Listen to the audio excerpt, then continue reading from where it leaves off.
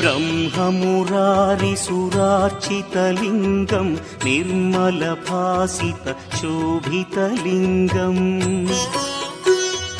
जन्मजदुःखविनाशकलिङ्गं तत्प्रणमामि सदा शिवलिङ्गम् देवमुनिप्रवरार्चितलिङ्गं कामदहन करुणाकरलिङ्गम् रावणदर्पविनाशकलिङ्गं तत्प्रणमामि सदा शिवलिङ्गम्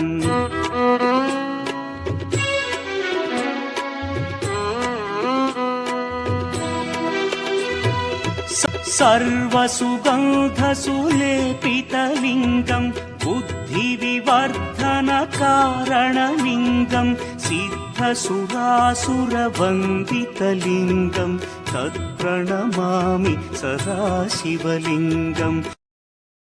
कनकमहामणिभूषितलिङ्गं फणिपतिवेष्टितशोभितलिङ्गम्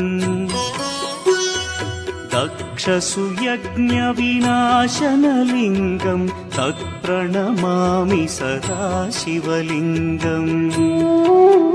कुङ्कुमचन्दनलेपितलिङ्गं पङ्कजहार सुशोभितलिङ्गम्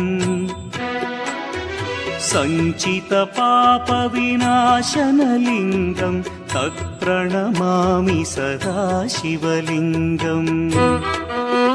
देवगणार्चितसेवितलिङ्गं भावैर्भक्तिभिरेव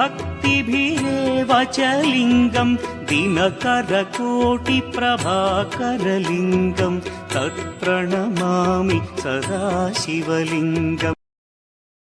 अष्टदलोपरिवेष्टितलिङ्गं सर्वसमुद्भवकारणलिङ्गम् अष्टदरिद्र्यविनाशनलिङ्गं तत्प्रणमामि सदा शिवलिङ्गम् सुरगुरुसुरवरपूजितलिङ्गं सुरवनपुष्पसदार्चितलिङ्गम् परमपदं परमात्मकलिङ्गं तत्प्रणमामि सदा शिवलिङ्गम्